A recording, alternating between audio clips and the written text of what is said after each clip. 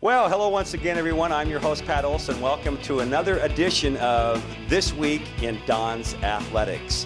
Over the weekend, USF Athletics partnered with Harper for Kids as they hosted a special community day here on the Hilltop. It was a day all about sportsmanship, as many of the local youth had an opportunity to play with USF athletes. In fact, USF coaches and over 150 student athletes participated in that event, as the kids were left with a very strong impression about sportsmanship. Both the cross-country teams are back on the Hilltop from Toledo, Ohio, where the women finished in second place and the men grabbed third in the Toledo Bubble Buster event.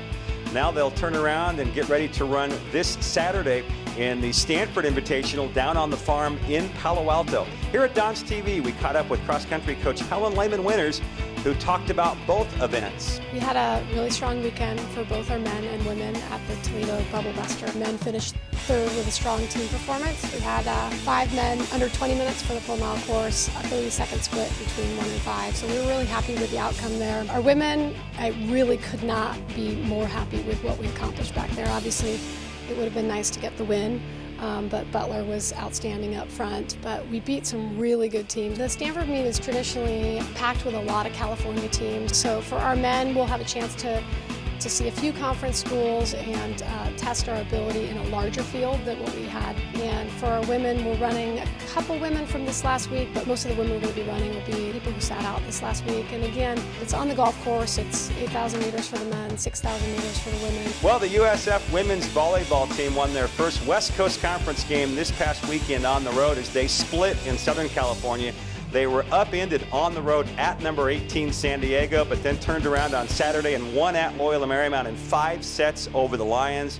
Thursday night at 6:30, they will entertain BYU. The Cougars, number 11 in the country, will invade War Memorial Gym. And Thursday night, our partner, the Shane Company, is going to give away these tote bags. So Thursday, that's Thursday night, number 11 BYU. Get your tote bag, courtesy of the Shane Company at War Memorial Gym.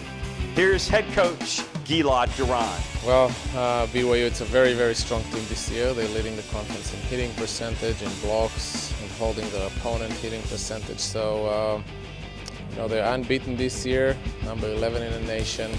Probably the top-ranked team will play at home this year. It's a great matchup for us. I mean, they're physical, so we'll be challenged for us physically. But, it's one of those games that's excited to play, and this is an opportunity for us to prove that we are also one of those teams that everybody should look for. So I'm excited. I know our team is excited, and hopefully we can get the same group of fans and more this time than we have in our last home match, and it'll be a great matchup and a great atmosphere.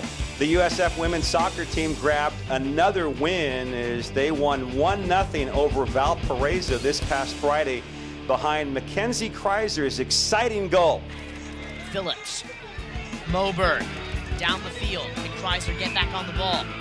This is Mello on the right side, looking for Kreiser, trying to turn. Mackenzie Kreiser, still Mackenzie Kreiser. The shot comes in. Oh, and it hits the post, and it goes in, and it's San Francisco 1, Valpo 0, and what a goal that is by Mackenzie Kreiser off of the counterattack. Absolutely superb! Mackenzie Kreiser does it again. The women's team will now open up West Coast Conference play this Saturday as they host San Diego. That's a 1 p.m. kickoff Saturday at Neguesco Stadium. And come on out. Again, our partner, the Shane Company, is providing these free giveaway collapsible water bottles.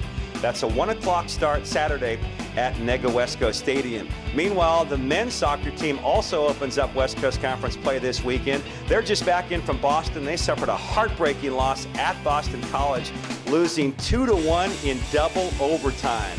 They'll now head up to the Northwest. They play Friday at Portland and Sunday at Gonzaga. Well, that'll do it for another edition of This Week in Don's Athletics. Join us each and every Wednesday right here on usfdons.com for a new episode.